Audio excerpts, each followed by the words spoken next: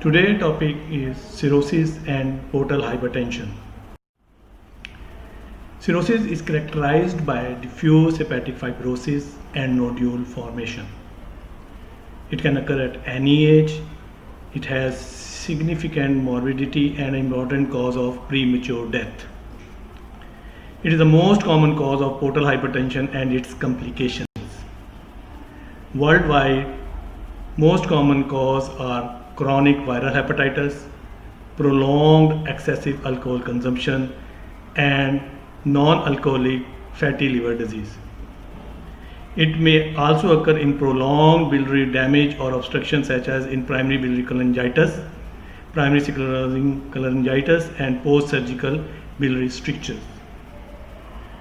Persistent blockage of venous return from the liver, such as is found in sinusoidal obstruction syndrome and Budd-Chiari syndrome, can also result in cirrhosis. Here you see the causes of cirrhosis: alcohol, chronic viral hepatitis B or C, non-alcoholic fatty liver disease.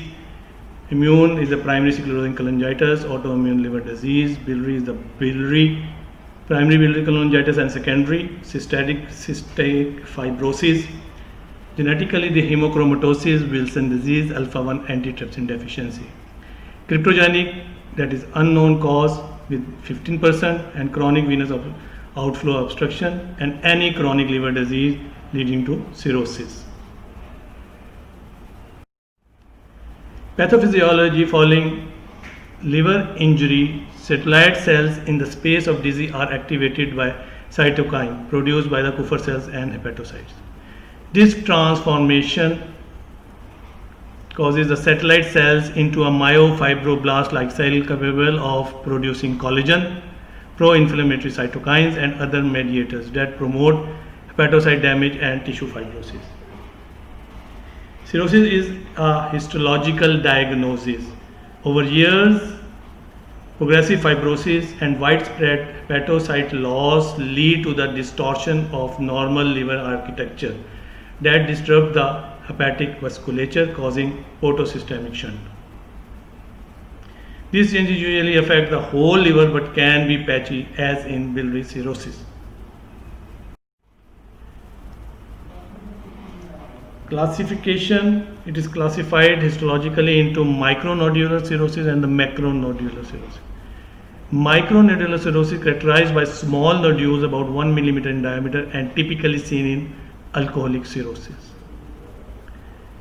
Macronodular cirrhosis characterized by large nodules of various sizes, area of previous collapse of liver architecture, and evidenced by large fibrous scan. Over the right side, if you see above, that is a normal liver structure. In the middle, the pinkish lining shows the fibrous tissues, and below is the established cirrhosis histologically. Clinical features of cirrhosis is hepatomegaly, although it may be small in the later stage, jaundice, ascites, circulatory changes like spider telangiectasia, palmar erythema, and cyanosis. Endocrine changes causes loss of libido and hair loss. In men, gynecomastia, testicular atrophy, impotence. Woman, breast atrophy, irregular menses, amenorrhea. Hemorrhagic tendency causes bruises, purpura, and epistaxis in the patient. Portal hypertension causes splenomegaly, collateral vessels formation, and varicose bleed. Hepatic encephalopathy is one of the hallmarks of the cirrhosis. Other features is pigmentation, digital clubbing, and dupuytrenal contracture, especially with alcoholic cirrhosis.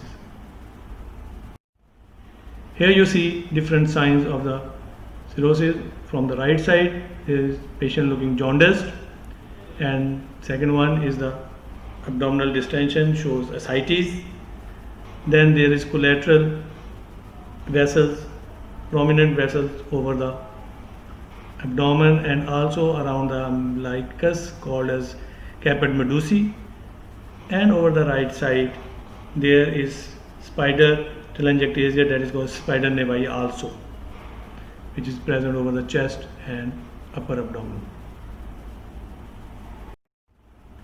Other signs are the clubbing, palmar erythema, dubitator contracture, and gynecomastia, as seen in the pictures. Chronic liver failure develops when the metabolic capacity of the liver is exceeded. It is characterized by the presence of encephalopathy and or ascites. Term hepatic decompensation or decompensated liver cirrhosis is often used when the patient having ascites, splenomegaly or encephalopathy. Other clinical and laboratory features may be present. These include peripheral edema, renal failure, jaundice and hypoalbuminemia, and coagulation abnormality due to defective protein synthesis.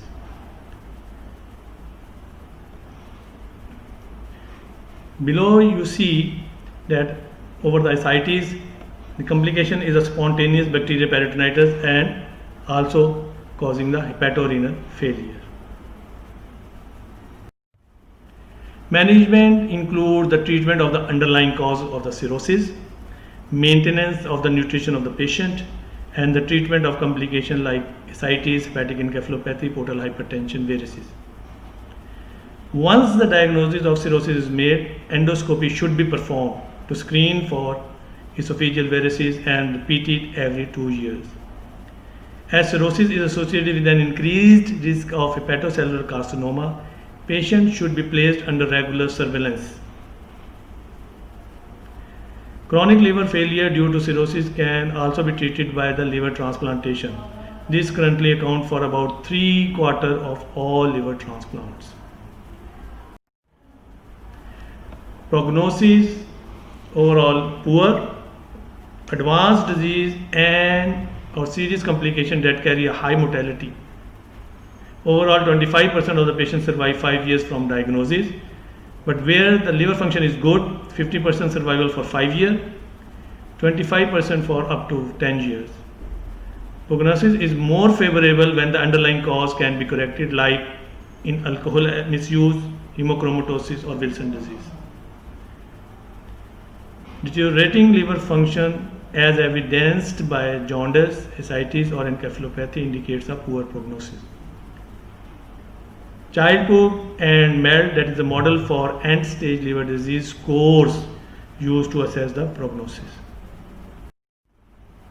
So here you see the Child-Pugh classification of prognosis, where the scoring for encephalopathy, bilirubin, albumin, prothrombin time and ascites. For encephalopathy, 1 is none, 2 is mild and 3 is marked encephalopathy. Bilirubin in primary sclerosing cholangitis, if it is less than 4, then it is mild. 2, 6, 4 to 10, and 3 is more than 10. And other causes of cirrhosis, it is 2 to 3 or 3. Albumin more than 3.5, scoring 1. If it is between 2.8 to 3.5, then it score 2, and if it is less than 2.8, then it is score 3. Prothrombin time less than 4 second prolonged, score 1, 4 to 6 for score 2, and more than 6 second prolonged, 3. Ascites none, score 1, mild 2 and mark 3. So child classification A when the total score is less than 7, child score B when it is between 7 to 9, and child C when more than 9 score. Over the right side, the graph C, you see the blue shows the child A classification, where the 1 year, 5 year and 10 year survival, and child B it is less, and child C is more or less in 1 year and 5 year and 10 year survival. 1 year survival rate depending on MELD score.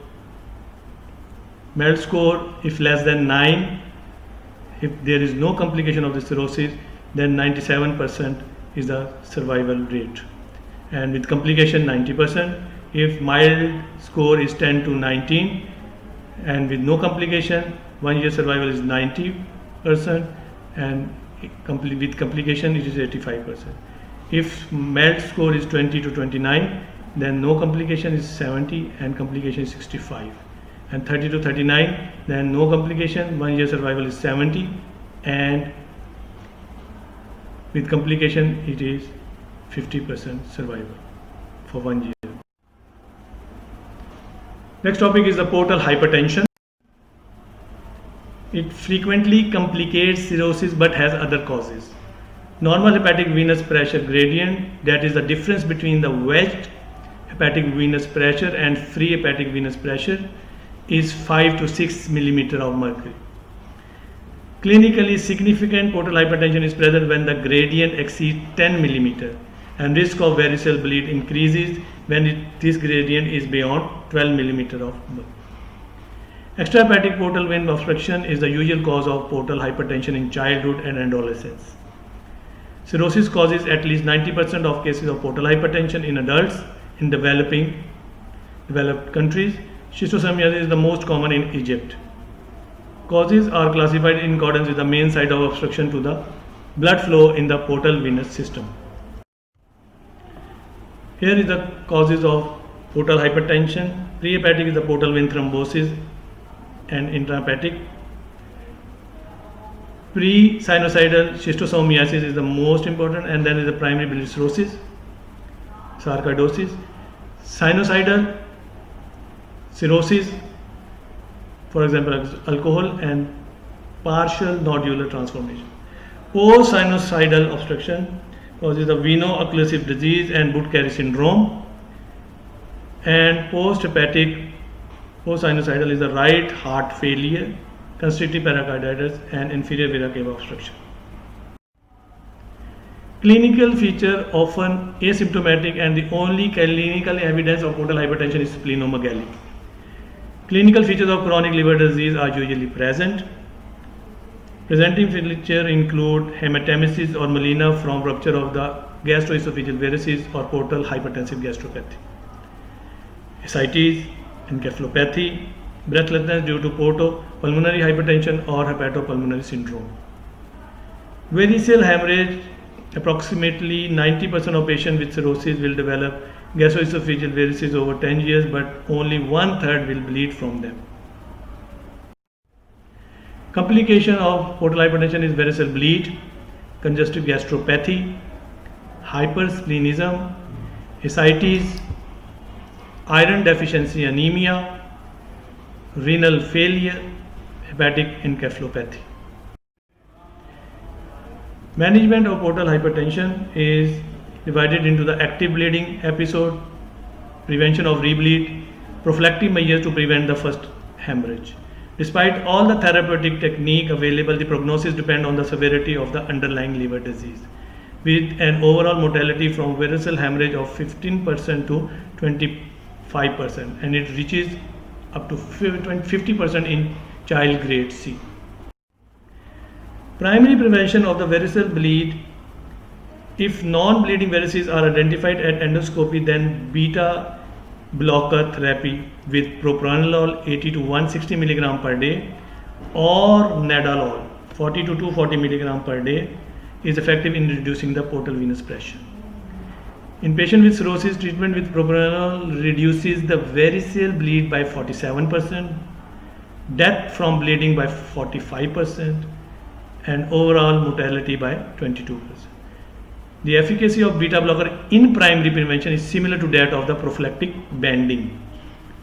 Carvedilol, a non-selective vasodilating beta blocker, is also effective and may be better tolerated at dose of 6.25 to 12.5 mg per day. Initial management of acute variceal bleed is the resuscitation. Assess the general condition of the patient, pulse and blood pressure, insert IV line and obtain blood for grouping and cross matching. Hemoglobin, PT, INR, urea, electrolytes, creatinine, and liver biochemistry should be done. Restore blood volume with plasma expander or if possible blood transfusion. Ascitic tab if it is there and monitor for alcohol withdrawal. Start prophylactic antibiotics, usually the third generation cephalosporin, cefotaxime. These treat and prevent infection and early rebleeding and reduce mortality. Over the right side, if you see suspected varicose hemorrhage, start IV terlipressin and antibiotic prophylaxis. Urgent upper gastrointestinal endoscopy is required. It shows whether the varices are present or not. If yes, it is present, endoscopy therapy with varicose banding or cyclotherapy, and do hemostasis. If there is no varices, stop terlipressin. Management of acute variceal bleed. Here you see IV fluid to replace extra cellular volume, vasopressor with terlipressin to reduce portal pressure, acute bleeding and risk of early rebleeding. Prophylactic antibiotic to reduce the incidence of spontaneous bacterial peritonitis. Emergency endoscopy confirm varices rather than the ulcer. Variceal band ligation to stop bleeding. PPI to prevent fatty ulcer due to stress, and the phosphate anemia and or lactulose to prevent hepatic encephalopathy. Management of variceal bleed. Pharmacological reduction of portal venous pressure with terlipressin 2 mg IV 4 times daily until bleeding stop, and then 1 mg 4 times daily for up to 72 hours. Variceal ligation banding and sclerotherapy is the second choice. Balloon tamponade, it is a Sangstickgen Blackmore tube which consists of two balloons that exert pressure in the fundus of the stomach and in lower esophagus. Tips: a stent placed between the portal vein and the hepatic vein within the liver to provide a portosystemic shunt and therefore reduce the portal pressure. Portosystemic shunt surgery prevents the recurrent bleeding but carries a high mortality and often lead to encephalopathy. Esophageal transection rarely required, and it is a last resort when bleeding cannot be controlled by other measures but operative mortality is high. This is a Sangstickgen tube. You see there is a esophageal balloon, gastric aspiration and the gastric balloon, traction given, and there is a esophageal balloon which is infiltrated in the lower part of the esophagus, and then the gastric balloon which press over the fundal varices. Secondary prevention of the variceal bleed by beta blocker are used as a secondary measure to prevent recurrent bleed. Following successful endoscopic therapy, patients should be entered into an esophageal banding program with repeated session of therapy at 12 to 24 weeks interval until the varices are obliterated. In selected individual, tips may also be considered in this setting. Congestive portal hypertensive gastropathy. It is a long-standing portal hypertension causes chronic gastric congestion, which is recognized at endoscopy as multiple area of punctate erythema, known as portal hypertensive gastropathy. Rarely, similar lesion may be seen in the gastrointestinal tract, and these areas become eroded and causing bleeding from multiple sites. Repeated minor bleeding causes iron deficiency anemia, which is very common in the patient, and anemia may be prevented by giving the oral iron supplement, but repeated blood transfusion may be required. Reduction of the portal pressure using propranolol 80 to 160 mg per day is the best initial treatment. If this is ineffective, then a TIPS procedure can be undertaken.